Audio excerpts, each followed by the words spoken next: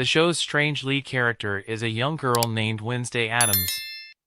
Despite being only 13, this young child displays very little emotion and has an odd obsession with death. She is also well known for wearing bizarre black and white gothic clothing. One day, Wednesday arrives at her high school with a creepy look on her face. Inside her locker, she finds her brother Pugsley with his mouth bound and gagged by an apple. When she was about to untie him, Wednesday suddenly had a vision of the incident that happened to him before he ended up tied up in the school locker.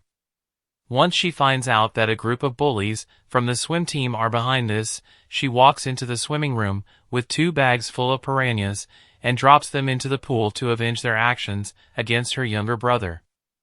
The bullies swam for their lives in horror, but one of them was too late to save himself, so he suffered severe injuries from being bitten by the piranhas. Wednesday makes it clear that nobody picks on her brother. Because of her actions, Wednesday was eventually expelled from her school. As a result, her parents intended to enroll her at Nevermore Academy, which was also where Morticia and Gomez used to go to school in the past.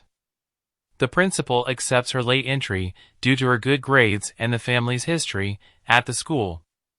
Ms. Weems escorted Wednesday to Ophelia Hall, where she would share a room with a girl named Enid Sinclair. Unlike Wednesday, who has a gloomy personality and likes the color black, Enid is a cheerful and colorful girl. Enid Sinclair is a werewolf student who still hasn't experienced her first transformation. She shows Wednesday around the school, introducing her to all the cliques. Meanwhile, as the Addams family departs in their car, Gomez releases a chopped-off living hand. The living hand is tasked with keeping an eye on their daughter. Back at Nevermore, Wednesday is almost killed by a falling gargoyle statue, but her classmate Xavier Thorpe saves her. The next day, Ms. Weems drove Wednesday to meet a psychiatrist named Valerie Kinbot as ordered by the court after Wednesday tried to kill her former schoolmates. In the middle of the counseling session, Wednesday pretended to go to the toilet and tried to escape through the window. During her escape, Wednesday enters a coffee shop and meets a bartender who turns out to be Sheriff Galpin's son, named Tyler. She then helps Tyler, who seems to be having trouble fixing a coffee machine. After Wednesday managed to fix the coffee machine, Tyler then offered to take her to the nearest train station. While waiting in the restaurant, she was approached by the mayor's son named Lucas Walker and his friends. Wednesday eventually got into a fight with them because they insulted her by calling her an outcast.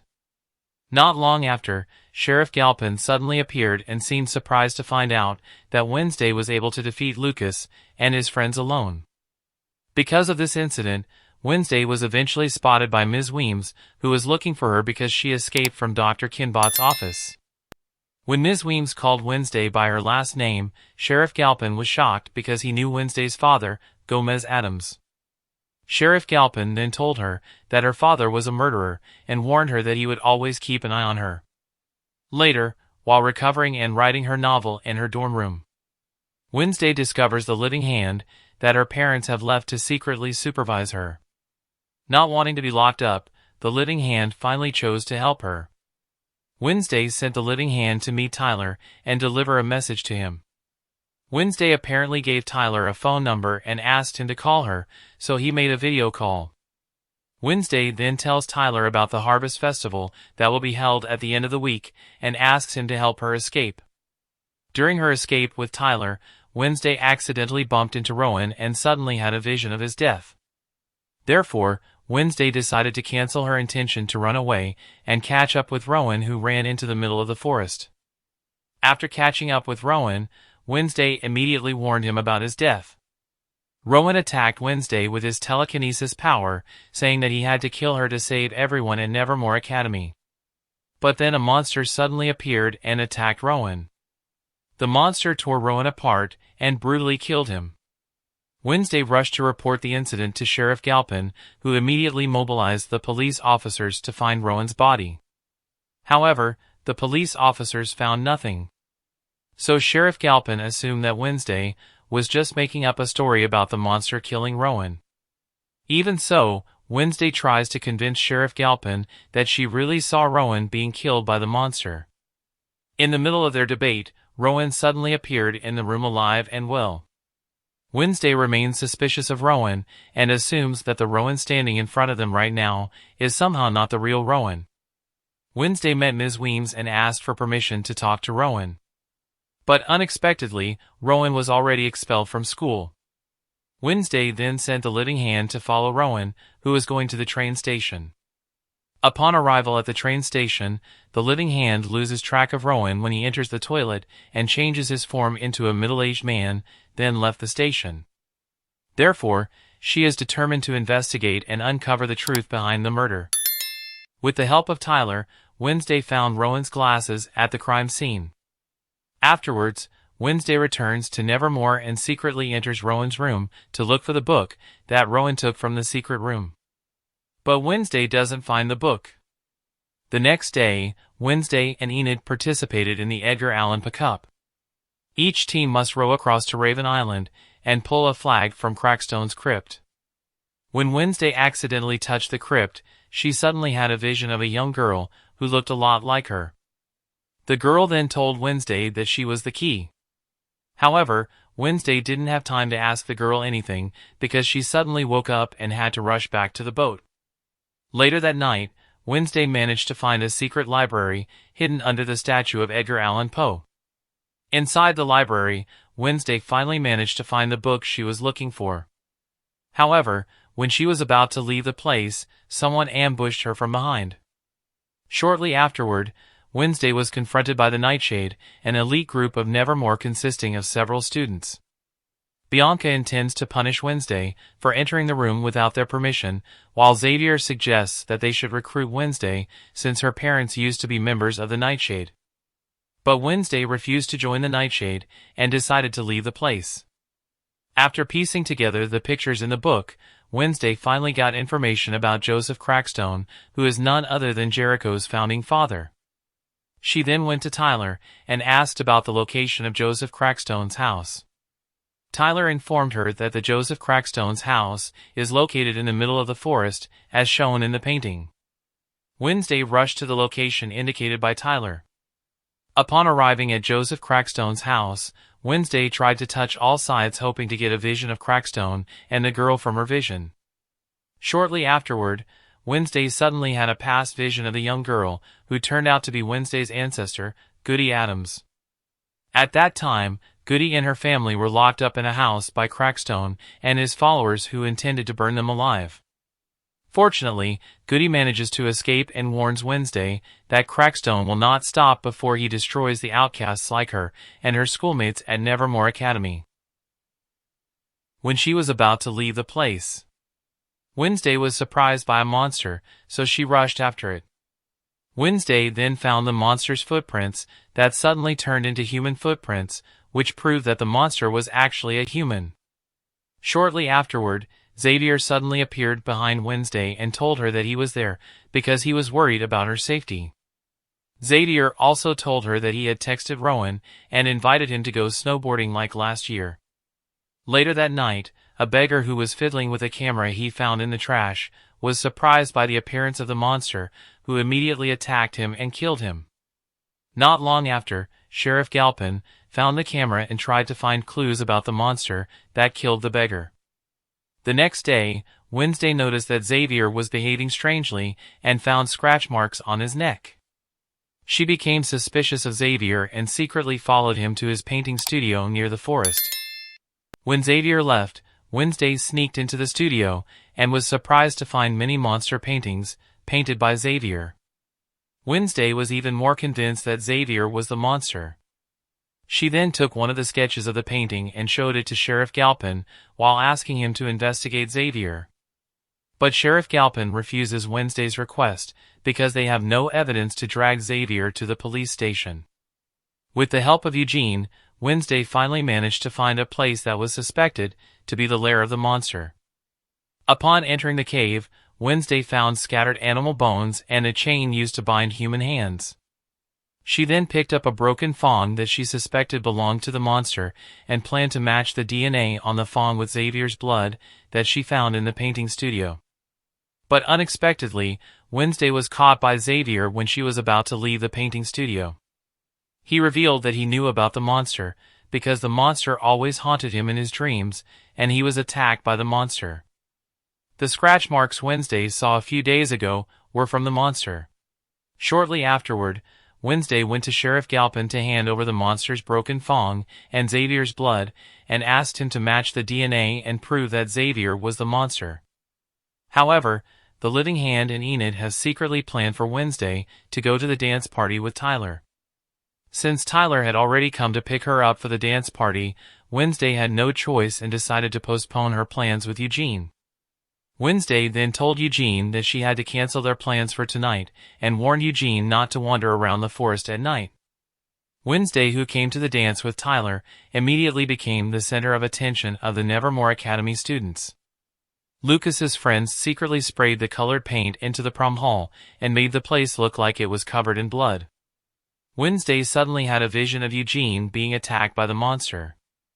Wednesday rushed to the forest, but unfortunately, she found Eugene injured due to the monster's attack. She took him to the hospital, and promised him that she will find the monster and kill it.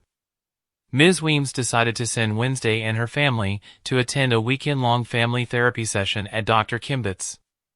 However, during the therapy session, Wednesday tried to get information about the murder case that had made her father a suspect. Dr. Anwar was found dead by ending his life in the morgue, and revealed that he had falsified Garrett Gates' death report, which then proved that Wednesday Addams was the killer. When Wednesday returned to school, she was surprised by the appearance of Sheriff Galpin, who immediately arrested her father for the murder of Garrett Gates. Wednesday then visits her father in prison, and demands him to tell her what really happened on the night of the murder. He told her that her mother Morticia was forced to kill Garrett because he attacked her. Gomez, who saw this, took the sword from Morticia because he did not want her to be blamed for the incident. Morticia realized something, so the two of them decided to dig up Garrett Gates' grave to prove their suspicions. Although they had to end up in jail for digging up the grave without permission. Wednesday suddenly had a vision of Garrett's past before his death. Here it was ordered by his father, Ansel Gates, to kill Nevermore Academy students with the nightshade poison. But the poison took the life of his only son. With the evidence obtained by Wednesday, the mayor was unable to escape, so he was forced to release Gomez. Later that night, Enid takes Wednesday to Crackstone's crypt, where the living hand has apparently prepared a birthday surprise for Wednesday with her schoolmates. However, Wednesday is more interested in the Latin inscription. When she touched the writing, Wednesday suddenly had a vision and met Goody, who warned her that Crackstone would rise from the dead to destroy the outcasts at Nevermore Academy. Goody then shows Wednesday a gate and tells her that she must find the place to stop Crackstone. The next day, Wednesday, who intended to sneak into the Gates family's house that had been abandoned for years, saw the mayor, who had just come out of the old house. Wednesday, who had been secretly following the mayor and listening to his conversation with Sheriff Galpin, decided to sneak into the trunk of his car. When he was about to meet Sheriff Galpin at the coffee shop, the mayor was suddenly hit by a car traveling at high speed and fell into a coma. Since Wednesday was hiding in the trunk of the mayor's car, Sheriff Galpin suspected her of being involved in the incident. But Wednesday denied the accusation and said that someone might have intended to silence the mayor because he managed to uncover the truth that was deliberately hidden. After attending the mayor's funeral, she met her Uncle Fester, who had come to Jericho to visit her. Wednesday showed a sketch of the monster to her uncle, and Fester told her that the monster was known as the Hyde. So he suggested Wednesday look for the diary of Nathaniel Faulkner, who was the founder of Nevermore Academy. Fester and Wednesday finally managed to find Faulkner's diary with the help of the living hand. Wednesday realizes that the mastermind behind all this is not only the monster, but also its master who controls the Hyde. Wednesday, who suspected Xavier of being the Hyde from the beginning, followed him and found out that he was actually having a therapy session with Dr. Kinbot and met her secretly by the lake. Upon seeing them, Wednesday assumed that Dr. Kinbot was the Hyde's master. After returning to Nevermore, Wednesday found her room in a mess. She soon realized that someone had ransacked her room, attacked the living hand, and stolen Faulkner's diary. Wednesday rushed the living hand to Fester, who finally managed to save the living hand after shocking it several times with his power. Wednesday then met Ms. Weems to inform her about the Hyde. Surprisingly, Ms. Weems already knew that the monster was Hyde. After that night, Wednesday meets Xavier at the painting studio and accuses him of being the Hyde after finding Rowan's glasses and Dr. Kimbett's necklace there. Xavier tried to explain to Wednesday that someone had set him up. But Wednesday had already called Sheriff Galpin, who immediately came to the place to arrest Xavier for all the murders committed by the monster. Wednesday meets Tyler at the coffee shop to tell him that she is ready to have a romantic relationship with him. But while they were kissing, Wednesday suddenly had a vision of Dr. Kimbett's death and finally learned that the Hyde was not Xavier, but Tyler. The following night, Wednesday asks Bianca and the Nightshade for help in capturing Tyler. Bianca then used her siren charm to hypnotize him. After that, they took Tyler to Xavier's painting studio to interrogate him. Wednesday wanted to torture Tyler so that he would release Hyde from inside him. But Bianca and the Nightshade did not agree to that because they did not want to hurt anyone. Wednesday was finally arrested by Sheriff Galpin and threatened with prison. Tyler was released because he was not proven to be the monster. Before leaving, he finally revealed his true identity as the Hyde and mocked Wednesday for failing to uncover the truth and accusing an innocent person of being the Hyde. Not wanting the problem to drag on, Ms. Weems decided to expel Wednesday from Nevermore Academy. The next day, before leaving for the train station, Wednesday took her time to visit Eugene, who had regained consciousness. Eugene told Wednesday an important clue, and she decided to return to Nevermore Academy to reveal the truth. Wednesday then meets Ms. Thornhill. She denies the accusation, but after Tyler shows up at the place, Laurel finally reveals all the crimes she committed. But surprisingly, Tyler, who was in that place, turned out to be Ms. Weems, who turned herself into Tyler. However, unexpectedly, Laurel had prepared the nightshade poison and quickly injected it into Ms. Weems's neck, killing her. After that, she hit Wednesday until she collapsed unconscious. Laurel revealed to Wednesday that the Gates family is a direct descendant of Joseph Crackstone. After collecting the necessary objects and casting the spell found in Goody Adams's magic book, Laurel finally managed to raise Crackstone from the dead. After rising from the dead, Crackstone, who wanted to take revenge on Goody Adams, stabbed Wednesday and hurriedly went to Nevermore Academy with Laurel. In the meantime, Goody Adams suddenly appears and approaches the dying Wednesday. Goody tells her that she will save Wednesday and gives her instructions on how to kill Joseph Crackstone. With the magic necklace given by Morticia, Goody Adams's soul finally managed to enter Wednesday's body and heal her from the inside. Wednesday rushed to Nevermore to save her schoolmates. Tyler turned into the Hyde and immediately attacked Wednesday. Concurrently, Enid, who had turned into a werewolf, finally arrived at the place and immediately saved Wednesday. Wednesday, who had arrived at Nevermore, immediately faced Crackstone, who wanted to destroy the school. They then engaged in a fierce battle until Crackstone managed to corner Wednesday after breaking her sword. At the same time, Bianca appeared to help Wednesday, but she was easily defeated by Crackstone. When he was about to kill Wednesday, she immediately acted quickly by stabbing Crackstone's heart with her broken blade, then Crackstone's body shattered into dust. Shortly afterward, Laurel appeared and threatened Wednesday with a gun. But before Laurel could fire a shot, Eugene, who had just arrived in Nevermore, immediately mobilized his swarm of bees to attack Laurel. After all these terrible incidents, Wednesday managed to save Nevermore Academy.